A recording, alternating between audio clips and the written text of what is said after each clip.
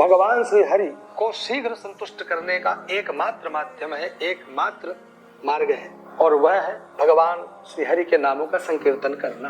अहरनिश भगवान श्री हरि के नामों को लेना, उनके सुंदर सुंदर कथाओं का अध्ययन करना, उन कथाओं का अध्ययन करके उन कथाओं को दूसरों के सामने सुनाना ही संकीर्तन है। ये सब भगवान श्री हरि को प्रसन्न करने वाले मार्ग हैं। इन मार्गों के माध्यम से हम भगवान को शीघ्र प्रसन्न कर लेते हैं और मन चाहा अपनी समस्त कामनाओं को पूर्ण कर लेते हैं। लेकिन हर व्यक्ति के पास इतना समय नहीं होता है कि प्रतिदिन नाम जप करे, नाम संकीर्तन करे, ध्यान लगाए, समाधि में बैठे या यज्ञ आदि कर्म करे। इसलिए ऋषियों ने, शास्त्रों ने सबके लिए हितकर एक सुगम मार्ग हम लोगों के सामने खोल दिया। उस सुगम मार्ग का नाम क्या है? उस सुगम मार्ग का ही नाम है व्रत उपवास का मार्ग। हम व्रत पर्वों पर करते हैं, विशेष विशेष तिथियों पर हम उपवास करते हैं और उससे संबंधित देवताओं की उपासना करके उन्हें संतुष्ट करते हैं। अनेक ऐसे पर्व वर्ष भर में आते हैं जिन्हें हम बड़े उदारता पूर्वक करते हैं, बड़े नियमों से, आचरणों से करते हैं और विधिवत पूजन करते हुए उनको पूर्ण करते हैं। उससे होता क्या है?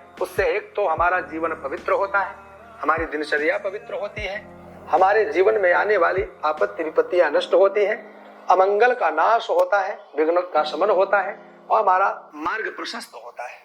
चाहे वह व्यापार हो और चाहे वह व्यवहार हो, दोनों मार्गों को शुद्ध करने का एकदम सीधा सा मार्ग है कि व्रत उपवास यज्ञ आदि कर्म के माध्यम से हम भगवान को शीघ्र संतुष्ट करें और अपने समस्त विघ्नों का शमन करें। लेकिन यज्ञ आदि कर्म हो और चाहे कोई भी देव यजन का मार्ग हो, हर व्यक्ति वह भी नहीं कर पाता है, क्योंकि आज के समय में किसी के पास धन की कमी नहीं है, लेकिन समय से बड़ी कमी यदि है तो उसका नाम है समय।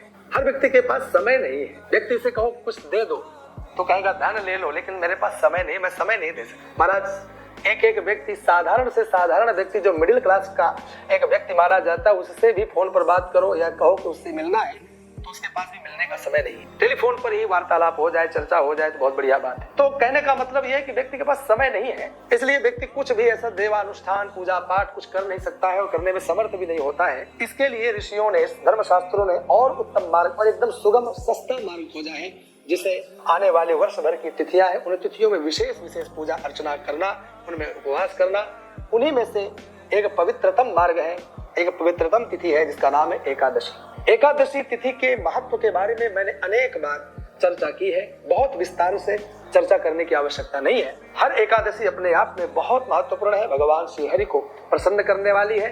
पूर्व में मैंने बताया था कि भगवान के जितने भी व्रत उपवास करने वाली तिथियां हैं वो भगवान के अंग हो सकते हैं, प्रत्यंग हो सकते हैं, अवयव हो सकते हैं, परंतु भगवान का एक जो हृदय स्थल है ना, वह मात्र एकादशी है। एकादशी तिथि तो भगवान श्री हरि का हृदय वक्षस्थल है और हृदय स्थल तो भगवान भक्तों के लिए हमेशा सदा सर्वदा खुला रखते हैं। हमें वहां पहुंचने की आवश्यकता है।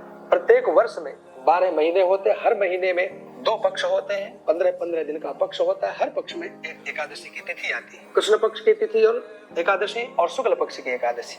और हर एकादशी का हम व्रत उपवास करते हुए भगवान नारायण को शीघ्र संतुष्ट करते हैं। करना क्या होता है? व्रत और उपवास, अधिक से अधिक भगवान का पूजन, उस तिथि पर अधिक से अधिक भगवान का अर्चन, नाम जप, संकीर्तन, यह उस तिथि पर करते हुए हम लोग शीघ्र भगवान को संतुष्ट कर लेते हैं। देखिए सज्जनों, आने वाली एकादशी बहुत जल्दी आ रही है। इस एकादशी का नाम है देवशयनी एकादशी। इस देवशयनी एकादशी का भी बहुत महत्व है। कहते हैं इस दिन भगवान 4 महीने के लिए शयन करते हैं, योग निद्रा में जाते हैं। यह योग निद्रा भी कोई बहुत लंबी नहीं होती है, हम लोगों के लिए 4 महीना होता है। भगवान तो केवल पलक झपकते हैं और 4 महीने निकल जाते हैं। कालक्रम धर्मशास्त्रों में बड़े विस्तार से बताया गया है। युगों का वर्णन, मनवंतरों का वर्णन, कल्पों का वर्णन, वर्ष का वर्णन, संवत्सरों का वर्णन, ये सब एक अलग विषय है जिसे कथाओं के माध्यम से मैंने अनेक बार बताया है। वहां न जाते हुए हम इतना समझें कि यह भगवान श्री हरि के योग निद्रा में जाने की तिथि है, जिसे हम देवशयनी एकादशी कहते हैं। अथवा इस दिन समूचा देव समाज भगवान को शयन कराता है और भगवान शयनागार की ओर जाते ही जो भी हमारे धार्मिक कार्यों में विशेषकर मांगलिक कृत्य होते हैं, जैसे वैवाहिक कार्य होते हैं ना, विवाह इत्यादि के कार्य, इनमें ब्रेक लग जाता है। यह 4 महीना यानी देव प्रबोधिनी एकादशी जो कार्तिक की एकादशी आती है, जो कि 12 नवंबर 2024 को पड़ रही है, उस एकादशी तक समूचे वैवाहिक कर्म बंद हो जाते हैं। बहुत से ऐसे शुभ कार्य हैं जो होते रहते हैं।